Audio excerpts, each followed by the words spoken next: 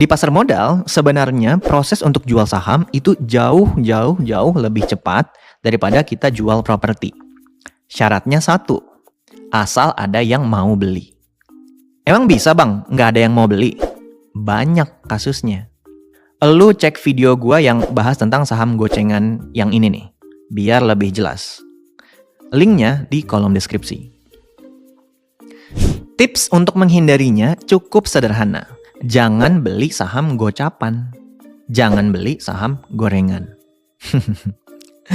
Dan kalau lu pemula banget nih, terus bingung mulai dari mana, bisa coba cek di Google Indeks LQ45.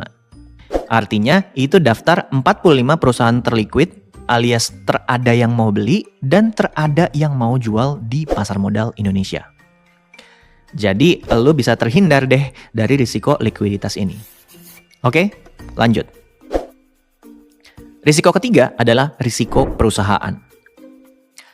Paling gampang untuk jelasin risiko yang ini kita pakai studi kasus. Saham dari perusahaan Unilever 5 tahun terakhir turun hampir 60%. Ada yang bisa tebak kenapa? Iya betul, laba bersihnya turun. Dari yang laba bersihnya setahun 9,1 triliun di tahun 2018, di tahun 2022 labanya sisa 5,36 triliun setahun, alias turun 41%. Sebenarnya Unilever ini mulai ada perbaikan nih. Di 6 bulan pertama tahun 2023 labanya 2,8 triliun. Sehingga kalau disetahunkan atau dikali 2, akhir tahun 2023 ini bisa 5,6 triliun laba bersihnya. Sedikit lebih baik dari tahun 2022. Tapi tetap aja, labanya kan tetap turun 38% dibandingkan dengan tahun 2018. Pertanyaannya adalah, apakah harganya akan masih sama seperti Unilever di tahun 2018? Kan enggak. Masa labanya turun 38%, harganya masih sama? Ini berkebalikan dengan contoh bank BCA tadi yang labanya naik. Pertanyaan selanjutnya yang mungkin muncul adalah, kok harga sahamnya turun lebih dalam dibandingkan penurunan labanya, Bang? Jawabannya, ya bisa-bisa aja. Kan nggak harus sama persis angkanya. Kalau kita ulik lebih dalam, kenapa harganya turun lebih tinggi dari penurunan laba bersihnya adalah karena Unilever dulu tahun 2017-2018an memang dijual dengan harga yang sangat-sangat mahal. Gua nggak akan jelasin terlalu dalam soal itu karena udah gua bikinin sendiri 2 video yang bahas tentang betapa mahalnya Unilever saat itu. Linknya gua taruh di kolom deskripsi ya. Contoh selanjutnya adalah saham Garuda Indonesia dan 3 pilar sejahtera. Garuda Indonesia itu malsuin laporan keuangan tahun 2018. Harusnya rugi, jadi dibuat untung. Parah dah pokoknya. Nah, kalau si 3 pilar sejahtera, mungkin lu nggak pernah denger ya. Tapi dia ini produknya ada Ciketaro, mie kremes, dan lain-lain. Dulu, sekitar tahun 2017-2018, dia ada jualan beras juga.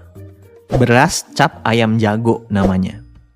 Nah, berasnya ini dioplos sama beras subsidi pemerintah. Nah, loh, kan aneh. Jualan tapi nipu.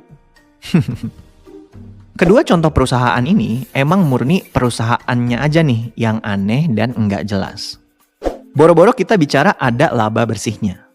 Ya enggak? Perusahaan kayak gini ya sahamnya juga nggak jelas jadinya. Jadi lebih baik kita hindari. Jadi risiko perusahaan itu ada banyak bentuknya ya. Perusahaan yang nggak mampu bersaing lah, manajemennya yang kacau lah, perusahaan yang kena imbas regulasi baru pemerintah lah, dan lain-lain yang bisa menyebabkan laba bersihnya terganggu. Biasanya, kalau ada gangguan seperti itu, kinerja perusahaannya akan turun. Lalu pasti diikuti oleh harga sahamnya yang juga turun. Harga sahamnya turun masih mending. Perusahaan yang udah kacau banget bisa bangkrut dan sahamnya tentu jadi nggak ada harganya lagi. Tips untuk menghindari risiko perusahaan kayak gini gimana bang? Nah, Peter Lynch, salah satu investor legendaris, pernah bilang, know what you buy and know why you own it. Yang maksudnya adalah, sebelum lu beli perusahaan, ada baiknya lu cari tahu dulu nih perusahaannya ngapain. Kalau saran dari gua adalah, mau nggak mau, lu harus belajar sedikit tentang laporan keuangan. Karena paling gampang untuk tahu perusahaan itu ngapain aja dan ada laba bersihnya apa enggak, ya lewat laporan keuangan. Gitu. Nah, dari ketiga risiko investasi saham itu, kalau kita bisa menghindari ketiganya, akan jauh lebih baik. Semoga dengan tahu hal ini, kita bisa jadi investor yang lebih baik dari sebelumnya. Buat yang pengen bisa baca laporan keuangan, gua udah buatin playlistnya di sini. Buat yang penasaran indeks LQ45 itu maksudnya apa, boleh cek video yang ini. Sekian aja video kali ini, pesan gua tetap dari dulu. Jangan malu untuk belajar saham dari nol.